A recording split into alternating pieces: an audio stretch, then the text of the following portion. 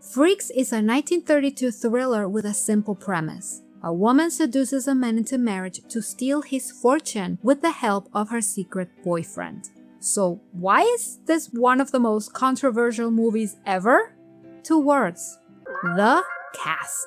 It featured real-life sideshow performers from carnivals and circuses around the area. And in 1930s, that didn't sit well with a lot of people. Disabilities were seen as something shameful, something to hide. The people at MGM Studios make sure of that. They had the sideshow cast eat outside. They weren't allowed to mingle with the rest of the crew or use the studio cafeteria. They were different. They didn't belong with the quote-unquote normals. Some exceptions were made for famous sideshow performers like conjoined twins Daisy and Violet Hilton. But even they were treated like novelties. Francis Scott Fitzgerald reportedly saw them in the cafeteria and was horrified, not by their presence, but by how one twin will be looking at the menu and the other one will be understanding it. Excuse me, what? But back to the movie. How was it received? Well, the audience was horrified. It was banned in the UK for 30 years. The British Board of Film Censors said, and I quote, "It exploits for commercial reasons the deformed people it claims to dignify." And in the US, many theaters refused to screen it altogether. Here's the thing, the director, Todd Browning, had worked in the circus for years. He wanted to tell this story and he cast sideshows with the intention of honoring them, not mocking them. But it didn't matter. People didn't want to see different people on screen.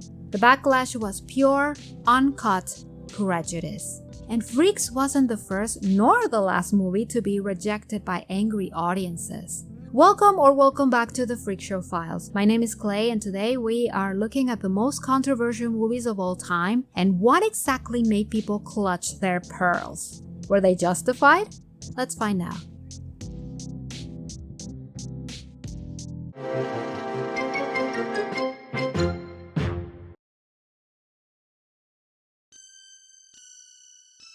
American History X is about a young man named Derek who becomes a leader in a violent neo-Nazi gang after his father is killed by a black gang member. He spreads hate and ends up in prison for murdering 2 people in one of the most excruciatingly harsh scenes ever. And this happens in front of his little brother. After this event, Danny started to idolize Derek and wants to follow his steps. While behind bars, he starts to see how wrong his beliefs were. When he gets out, he tries to stop his little brother from going down the same path he did. The movie shows how hate gets passed down and how hard it is to escape it once you are in deep. Some people were shocked by how graphic and intense the movie was. There's a brutal scene involving a curb stomp that it's hard to forget, and there's another one in the prison's shower. Others were uncomfortable because the movie gives so much screen time to white supremacist characters and it doesn't immediately condemn them. A few viewers thought it might even inspire hate instead of stopping it, especially because the lead character is smart, charismatic, compassionate, and at first glance convincing. Also because the ending closed a circle just to opening up again. Not really. The movie doesn't promote hate, it actually is about breaking the cycle of it. It shows how racism is not natural, it is taught, passed on by grown-ups, and how it destroys families and lives. But it doesn't hold your hand or spell things right away, which makes some viewers anxious. It is an uncomfortable movie by design, meant to make people reflect and talk about this difficult topic. That said, the worry about it could be misinterpreted isn't completely crazy, but it's just not the movie's fault if people miss the point.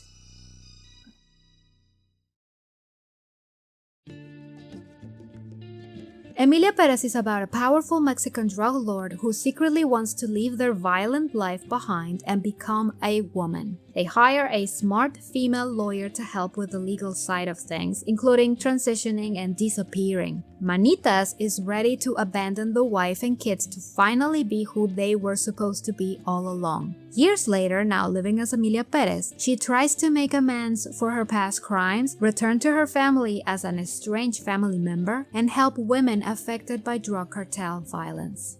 Oh, and it's a musical with singing and dancing while exposing a horrible reality of Mexico and her new life as a transgender woman. The movie threw people off because it blends serious topics like drug cartels, gender transition, and grief with musical numbers. Some viewers felt that mixing such heavy, real-world violence with songs and dances was too weird or disrespectful. Others took issue with a trans story being told by a director that knew virtually nothing about it. And the idea of a drug lord becoming a trans woman was just too much, sparking political and cultural backlash. Not to mention the bigoted depiction of Mexico as a whole. Oh, I'm gonna say yes. There is a valid conversation to be had about representation, and to be honest, I applaud the movie for casting someone who fit the character perfectly. Carla Sofia Gascon is a real-life trans woman, and she played Manitas as well. But that's all the praise I can give. They were disturbingly tone-deaf depicting a trans story by implying that once you transition, all your sins are gone, as if you became a new person all of a sudden. We are talking about a dangerous criminal who's also responsible for a lot of people's deaths. And the way Mexico is presented, filled with cheap stereotypes, push people to the edge. The last straw were the multiple clips of the director being openly bigoted about Mexico and the Spanish language, and Carla Sofia Gascon's old tweets that were also filled with hatred. So overall, this was a hateful movie made by hateful people.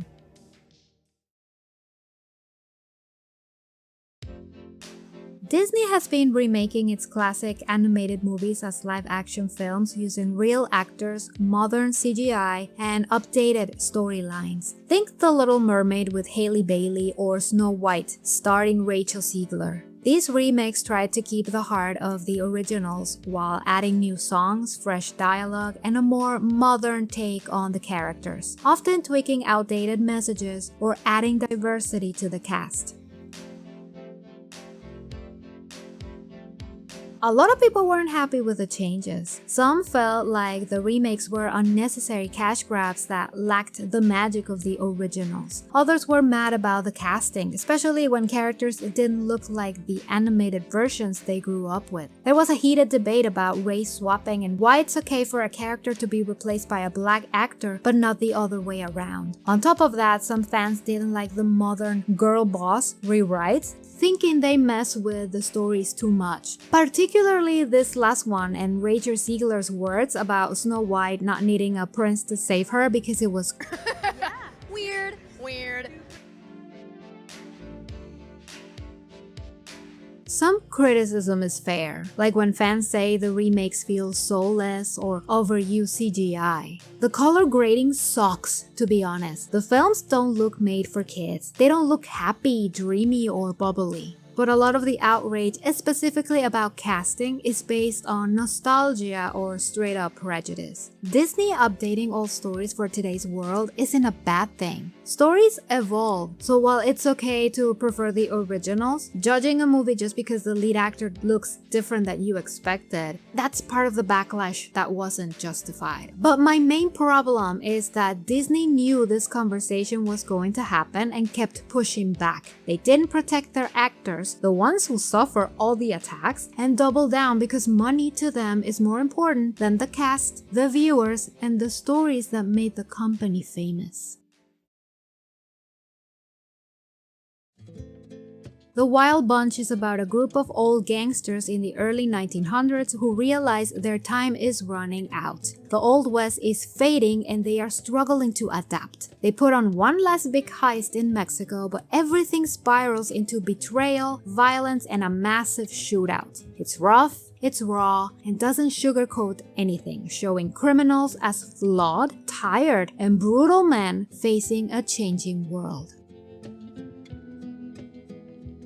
When it came out in 1969, a lot of people were shocked by how violent it was, especially the ending, which is basically a bloodbath. The editing was fast and chaotic for its time, making it feel even more anxious and brutal, contrasting from the clear, heroic cowboy movies people were used to. Some viewers thought it was glorifying violence or just being gross for the sake of it.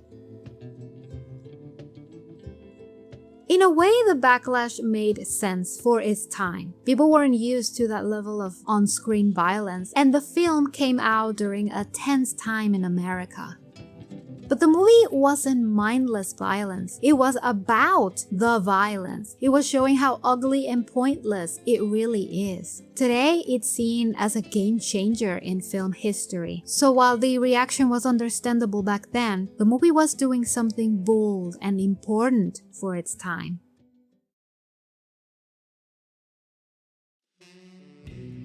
Cleopatra was a massive, glamorous epic from 1963 starring Elizabeth Taylor as the famous Egyptian queen. The movie follows her love affair with Julius Caesar and Mark Antony, her political moves to protect Egypt, and all the drama that comes with it. It's filled with fancy costumes, huge sets, and wild historical romance. It was supposed to be Hollywood's masterpiece, but behind the scenes it was chaos with delays, drama, and a budget that spiraled way out of control.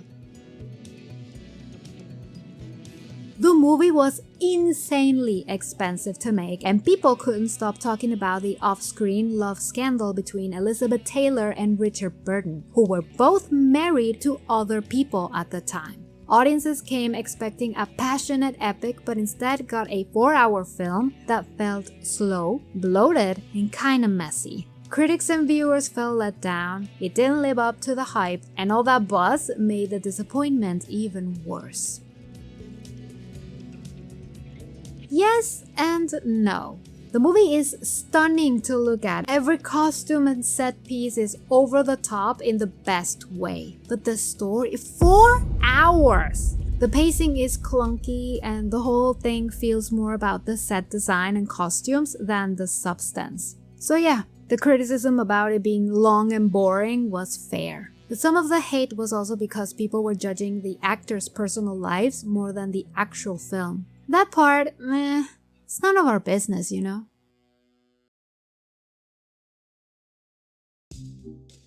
Happiness is a dark, awkward comedy about a bunch of suburban people dealing with very messed up personal issues. It follows different characters like a lonely teacher, a miserable housewife, and a deeply disturbing therapist, who are all searching for connection, love, or at least some kind of peace. But their paths are full of secrets, lies, and taboos. The film doesn't shy away from uncomfortable topics, and it presents everything in a cold, straight-to-the-point way that makes it even more unsettling.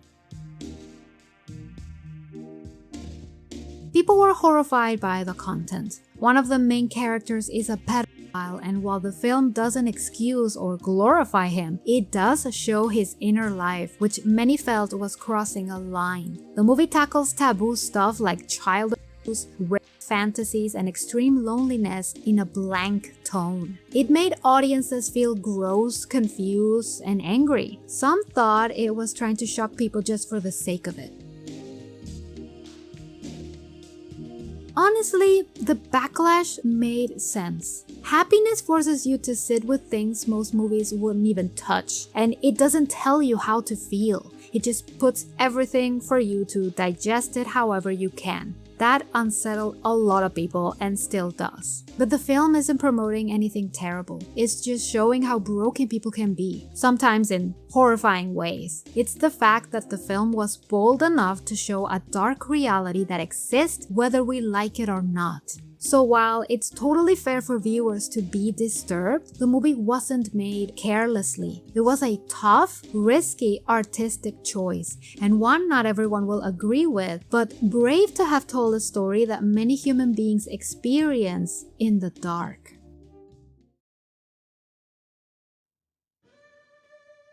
Cannibal Holocaust is a fake documentary-style horror movie from 1980 about a group of filmmakers who go into the Amazon to film indigenous tribes, but they never made it back. A rescue team finds their footage revealing that the original crew was violent, cruel, and staged atrocities to get shocking content. But then, the tribe fights back. It's brutal, super graphic, and blurs the line between fiction and reality so well that people thought it was real. People were outraged. The movie includes gruesome violence, including sexual assault, torture, and worst of all, real animals being killed on camera. It was banned in multiple countries, and the director was even arrested for making what people thought was a real-life snuff film. The way it looks like a found footage documentary made the horror feel too real. That plus the animal cruelty, and it pushed even hardcore horror fans way over the edge. Yeah, the backlash was pretty much justified. While the film was trying to make a statement about media exploitation and how the real monsters might be behind the camera, the way it went about it was messed up. Real animal deaths and ultra-graphic violence crossed a major line. It did influence the found footage horror genre later on, like the Blair Witch Project, but the way it was made left a bad taste for a very good reason.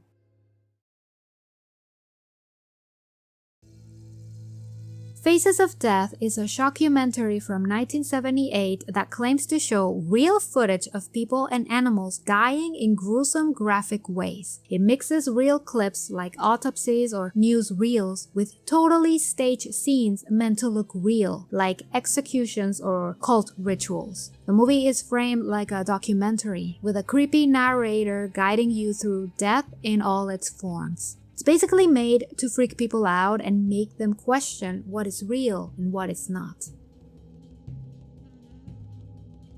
Well, people were freaked out alright. It marketed itself like it was showing real death scenes, and some of it was, but much of it was fake, which made people feel tricked. Others were just horrified by the idea of watching death for entertainment. It became a cult classic that was banned in many countries, passed around on VHS tapes as something you would dare your friends to watch, like a 70s Run the Gauntlet. Overall, too much for the regular audience.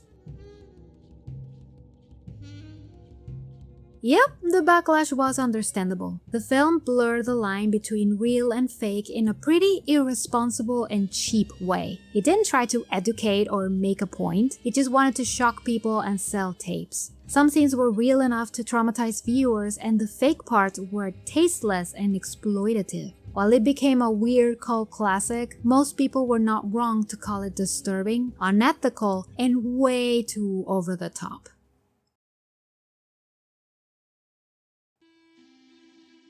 The Human Centipede 2 is a black and white horror movie that is way more disturbing than the first one. It follows a mentally unstable man named Martin who becomes obsessed with the first Human Centipede movie. He doesn't talk much, lives with his abusive mom, and works in a parking garage. Inspired by the film, he decides to make his own centipede using 12 people. The movie is packed with extreme gore, torture, and scenes that are meant to shock and disgust on every level possible. People hated this movie. The violence is graphic to the point of being nauseating. Think forced surgeries, sexual assault with barbed wire, a baby death scene, and a whole lot of feces. It's not just gross, it feels like it was made to offend. Unlike the first film, which was more clinical and weirdly sterile, Part 2 went all in on being filthy and brutal. It was banned in several countries, and even horror fans felt like either crossed serious lines or it was just a cash grab from the previous film. I think so. This film didn't just push boundaries, it pooped all over them for shock value. While some argue it's a satire of horror fandom or a comment on media obsession, that message is blurred under so much gore and misery that it barely comes through. It's one of those movies people dare each other to watch, not something you casually enjoy as a film critic or a horror fan. The outrage wasn't about being too sensitive or people being too weak. This movie genuinely tried to disturb everyone, and it succeeded a little too well.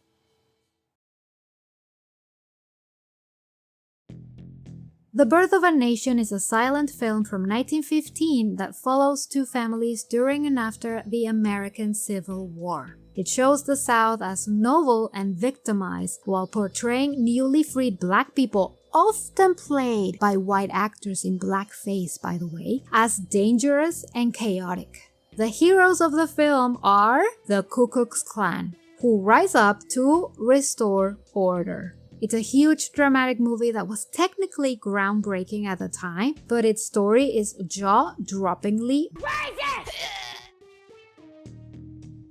I think it's obvious. Even back then, The Birth of a Nation sparked major protests. Black community, civil rights groups, and some politicians were outraged by the blatant racism. It glorified the KKK and portrayed Black Americans in horrifyingly offensive ways. While some audiences praised its visuals and storytelling, many others saw the danger in how it promotes white supremacy. The film wasn't just offensive, it helped spread real-life hate and inspire a major resurface of the actual Ku Klux Klan. So basically, what people were thinking about what American History X was going to do to people, but for real this time. 1,000,000%. This movie didn't just reflect racism ideas, it actively promoted them. It was used as propaganda to recruit for the Klan and stir up racial clashes. Sure, it was technically impressive for its time, but you don't get a free pass just because your camera tricks were cool. The harm it caused was real and long-lasting. It's a case of important history, but terrible message. So, were the backlashes justified? Sometimes yes, sometimes people just didn't want to be uncomfortable, and sometimes movies went too far and crossed lines into tastelessness. Either way, controversy tends to make a film memorable, whether we like it or not. Which of these movies have you seen? Did any of them deserve the hate, or were people just overreacting? And if I missed any infamous ones, let me know. If you enjoyed this video, please leave a like or a dislike, it's okay. And subscribe, it's completely free. Have a fantastic day and I will see you the next one. Stay safe.